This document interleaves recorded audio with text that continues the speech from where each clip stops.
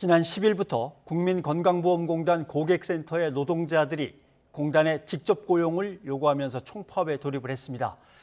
건보공단 노조는 또 이에 반대하면서 대립 양상을 보이고 있습니다. 여기에 매듭을 풀어야 할 이사장은 단식 농성을 벌이기도 했는데요. 현장 취재한 김자양 PD와 관련 내용 짚어보겠습니다. 네. 안녕하십니까? 어서 오십시오. 예. 안녕하십니까. 사실 국민건강보험공단의 고객센터를 맡고 있는 사람들이 거기 직원이 아니라 민간에 위탁됐다가 다시 와서 일한다. 아마 이런 걸 모르는 분들도 계셨을 것 같습니다. 자, 그런데 이 문제를 해결하기 위해서 김효익 이사장이 기관의 행정 책임자인데 오히려 단식을 했어요. 상당히 이례적인데 왜 단식을 했는지 우선 그것부터 좀 설명을 들어보죠. 네, 김 이사장이 단식에 들어간 건 지난 14일부터입니다. 고객센터 노조가 파업을 중단하고 공단 노조는 협의회에 참여하라. 이렇게 두 가지를 요구하며 단식에 나선 건데요. 예. 김 이사장은 강원도 원주에 있는 공단본부 1층에서 단식 농성을 했고 바로 맞은편에선 고객센터 노조원들이 파업 농성을 하고 있습니다. 책임지고 문제를 해결해야 할 공공기관장이 단식에 나서는 게 적절하냐는 지적도 있지만 김 이사장은 개의치 않다고 말했는데요. 한번 들어보시겠습니다. 너무 급박하게 이제 사태가 악화되고 있기 때문에 이렇게라도 해서 일이 악화되는 거를 좀 막아야 되겠다 이런 생각에서 하게 되었다는 점을 말씀드리고. 네.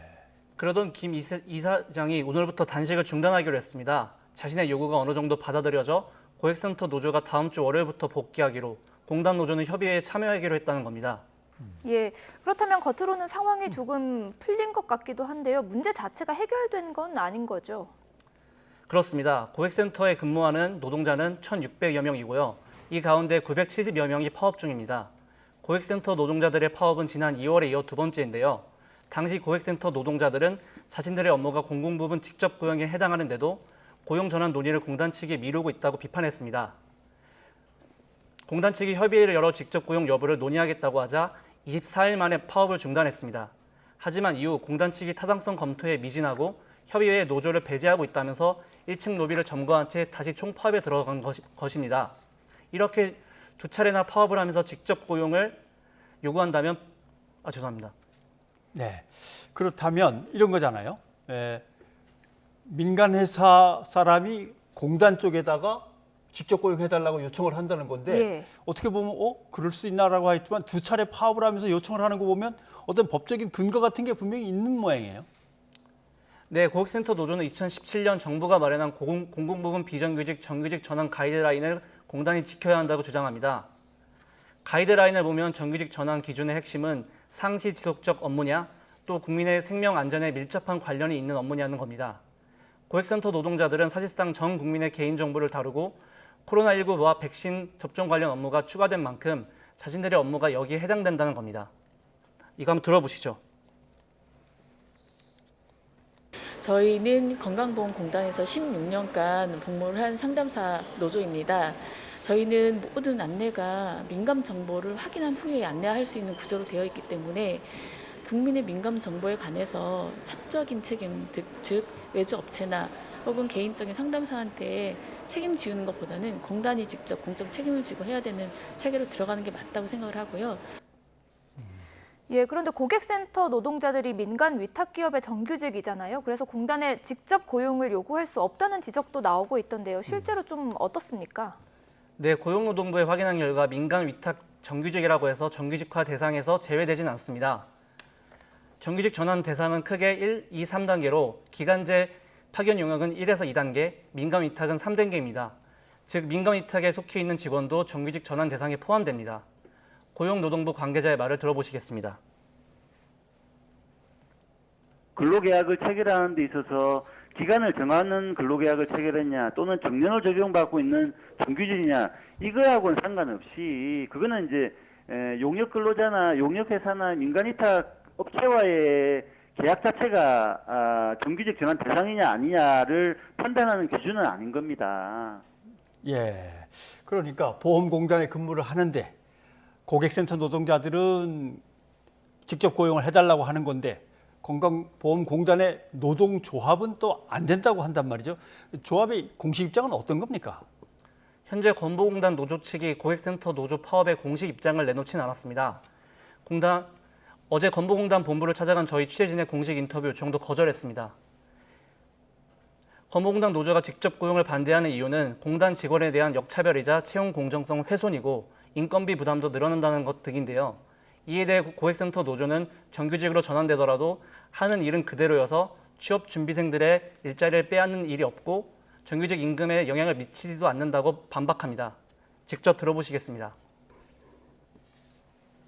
직접 고용이 된다고 해서 일반 직군, 일반 행정 직군이나 장기형 직군으로 직군이 되는 게 아니고 상담 직군을 해서 따로 별도 분리가 되기 때문에 그분들의 자리를 저희가 뺏는 것도 아니고 월급 같은 경우에 따로 별도 관리되기 때문에 그분들 월급에 영향을 줄 일도 없고.